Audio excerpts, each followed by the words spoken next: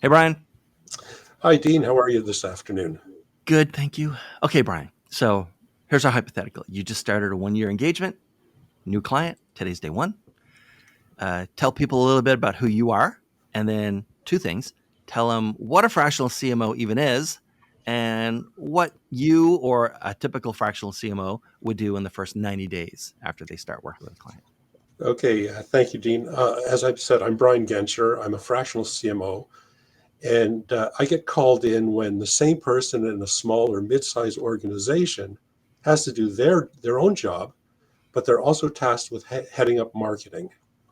And those companies don't end up getting the results that they want or deserve.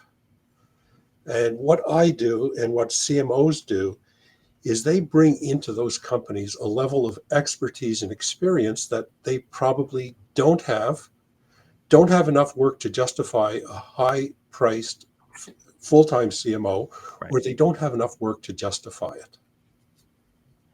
And within the first 90 days, working with that company, a fractional CMO should be taking the time to analyze what they have in place, what their procedures, what their processes are, and their way of working. Determine what works, what doesn't work with the team, and bring in the skills to fill the gaps that they don't have. All right. And so, Louise, hi. Hi, nice to see you. Similar question. Who are you? And what do you, or what do you think a typical, but really, like, what do you do in the first 90 days? Like, how do you jump in? Yeah, great question. Thank you. I'm Louise Taylor. I am a fractional CMO who retired from the corporate marketing world. I spent 20 years in financial services, corporate marketing, building and leading teams. And now I help use all the tools that I have from my 20 plus years and help smaller businesses with their marketing when they don't have the ability to have that leader in that role. And what I do in the first 90 days, the first 30 days are critical for me. And what I like to do first is really understand and establish that communication channel right out of the starting gate. It's really important to understand meet them where they're at, understand what their assets, what is it that they have currently in place from marketing skills on their marketing team right through to understanding their customer journey, past marketing campaigns, so that we can deliver at the end of that first 30 days the strategy. And from there, build it out, working with their resources and whatever capital they have available to prioritize campaigns that's going to give them the quick wins, build relationships with the team, because this is part of a leadership, it's also taking on the leadership role of their internal team. So it's important in that first 90 days to establish the cadence, the trust, and deliver some quick wins through understanding where they're at and then what their priorities are and guiding through the next 90 days. And I break it down into 2-week sprints. So we plan the 90 days and then we work back into 2-week sprints so that we have measurable results at the end of that 90 days. All right. Well, then let's shift from your perspective to, let's say I'm the client's CEO. Okay. Mm-hmm. I probably had to go get buy-in from somebody to budget the spend that I'm gonna use for my fractional CMO for the next year. Okay? How do I get maximum value out of that 1 year engagement with that fractional CMO? Like, how do I squeeze every last penny of value out of that person while I have them, for the next 12 months, a period of time, a week, whatever, every 12 months? Yeah, one of the best ways to get the full value is to really take take on the fractional CMO as part of your team and see them not as a consultant that's coming in, but really as an integral part of your team. So that means empowering that fractional CMO with the leadership of the marketing team and being open to guidance and the recommendations. I'm bringing a lot of experience, and what I've seen with some of my clients is at the C-suite level, they may not have the knowledge or understanding of what marketing strategy is or how it benefits helping them achieve their goal. So they may think that they're coming in, or I'm coming in to launch a new product, but in the end, there's so much more that we uncover together. So my goal is to help get them to embrace who I am as part of their team, make sure that they have a budget to execute, and clarity of the business goals and priorities, so that we can, and what those KPIs are that are going to determine what success looks like. Right. And Brian, what about you? Like, if I'm the CEO, let's invert the question a little bit, okay? I'm the CEO. How do companies or CEOs waste the money that they commit to a fractional CMO? Like, they bring in the CMO, and then how do they waste that money? What do they do or not do so that they've definitely left money on the table? Okay, when a fractional CMO joins a company, and if the company doesn't give that fractional CMO the freedom to do the job, it's really flushing money down the drain. To get the full value, they need to get past that relatively normal mindset that a fractional CMO is only a consultant, and into the mindset that he's part of the executive team. A good fractional CMO takes ownership and works with the CEO. It doesn't work for the CEO. He works for the organization, and he's motivated by the success of that organization. He's not there just to collect a paycheck. So he really needs to be part and parcel of the inner workings of the executive team. He needs to be treated as any other senior level executive in that company is, trusted, give them freedom to succeed or failure, and treated with open, honest conversations, and the freedom to lead the team as his experience and skills dictate. All right, so let's stick with me for a second. I'm still the CEO, right? I brought you in. Let's say I have a marketing team. Maybe it's not a very big marketing team, but it's probably a marketing team that may have had a management layer, but has never actually had like leadership at the top, kind of like. I'm looking at that marketing team. I'm looking at you, and I'm wondering, like, how, let's say at the end of the 3 months or end of the 12 months, how is that marketing team? How's my marketing function? How's my marketing department going to be different, or ideally better, at the end of the 12 months? How are they going to be different than they are today on your day one? Okay, so when a fractional CMO joins an organization, the first thing that they have to do is look at the situation, look at the staff they have, and understanding the needs, the gaps, and to fill them. So in many cases, a company that uses a fractional executive, they have a junior team of executionalists who haven't been given the direction. At the end of the term of that fractional CMO or any other fractional executive, that team should be at the same level as any larger organization that had a senior level executive directing the team. Their skills would increase, their level of marketing acuity, the understanding of process, how to build a brand, how to run brand management from start to finish. That would all be enhanced. Okay. And Louise, if I'm the CEO, like, what should I expect, or what could I expect, you think, at the end of the year, when I've had a CMO in place, or had you in place for 12 months now?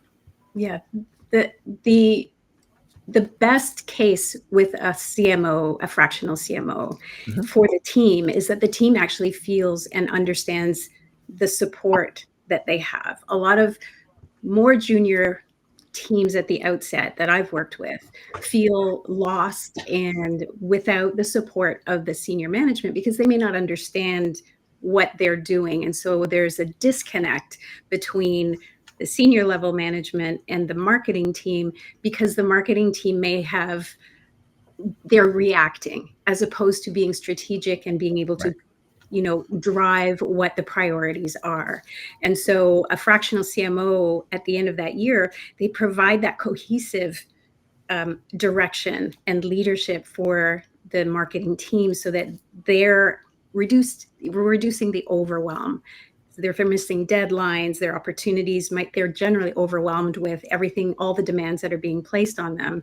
A fractional CMO will provide the people, processes, and technology and the processes in particular, everything from approval processes that need to be put in place so that there's a proper cadence, having the strategy and having them aligned to what the strategy is so they feel like they're part of that solution, and guiding them through the increasing their skills and their connection to greater analytics, or understanding the impact of the tactics that we're doing to the strategy. So that connection between empowering and emboldening the marketing team so that they feel confident in their abilities, and because we have structure and processes in place to support them, and the top-down better understanding of what marketing does, I think will also help improve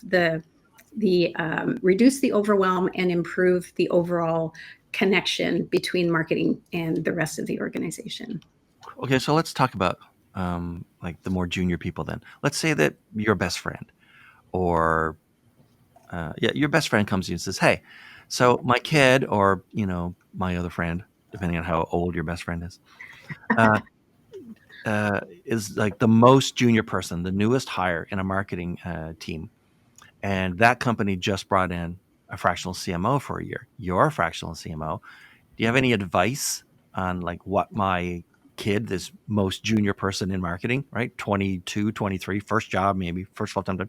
Like, do you have any advice for like how they can really take advantage and get the most out of the situation, the exposure they're going to have to that CMO for a year? Yeah, great. So in my experience, the best way that you can, as a junior marketer, is be present, ask lots of questions, take advantage of essentially a mentor that you have on your team as a leader now to learn, with having daily or weekly stand-ups with your CMO, so that you're engaged and you understand the process, the structure that we put in place, why sprints, why, how are we prioritizing, Right. and leaning into your own role clarity, but also how you embrace and work with the rest of the marketing team to learn from them as well. So really having that support for your role as a junior person, you have that opportunity, like a brilliant opportunity, to lean in and learn from years of experience that a fractional CMO brings, even though they're not there full time. The time that they are spending with the team is very focused and very concentrated, and we're there to support the team. So I think that developing and understanding and leaning into the opportunity to grow and develop their own skills and talent, and learn from the processes and the structure that supports that growth. Okay, good. And Brian, let's I like messing around by changing the questions on you. So you're not talking to like the most junior person in a marketing department who like you don't know. Let's say that like something just happened in the time space continuum, and now there's another Brian Gencher, right? And he's alive right now, but he's 23 and he's just starting his career. So like it's 2024, he's just starting his career in marketing. You're like further on, like at the top of marketing now. Like, what advice would you give younger Brian? Oh, the advice I would give younger Brian is be curious, be challenging, question why. Right. Because if you don't ask those questions and you're not curious, you're not going to learn. Also, don't be afraid to make mistakes. Right. A mistake is an opportunity if you learn from it. So take risks, calculated risks, do the analysis, but don't overanalyze. Don't get into the analysis paralysis situation. If you're not sure, ask for guidance, but feel free to take ownership, ask the right questions, and put your thoughts forward. This is episode 70, and so an earlier guest talking about a similar topic, and I apologize to if that person happens to be watching, because I don't remember who it was, said something that was really clever. They said, I thought that's like over time, people will remember dumb answers, but they virtually never remember your dumb questions. So ask away. Absolutely. Okay, Brian. So let's we're winding down. So I got to ask you this question, okay? And I've been asking this for I don't know, a few weeks now, and I'm not trying to be impolite or rude. All right, but there are easier ways to make a living than being a fractional CMO, right? There are many easier ways to make a living than being a fractional CMO. Why do people like this role? Why is it fun? Well, for me, it comes down to my personal experience. Yeah. I started off in consumer packaged goods. I went into beverage alcohol, working for large multinationals the whole way, and absolutely loved it. I was a sponge. I learned as much as I could and really found the areas within marketing that I absolutely loved. And that was the strategy development and then the coaching and mentoring. I then moved into smaller entrepreneurial companies where I was exposed to the same types of challenges that my current clients have. They've got junior executionalists, Right. the owner operator, he's trying to run the marketing department as well, doesn't have the skills or the bandwidth to fully provide the right guidance to the team. They don't have the strategy in place. So for me, it's fun. I go into these companies, I help them develop their strategy. I mentor and coach the team, the two aspects of marketing I absolutely love. And I'm able to see the benefit faster and easier with those smaller companies than with the large multinationals, because there isn't the same office politics.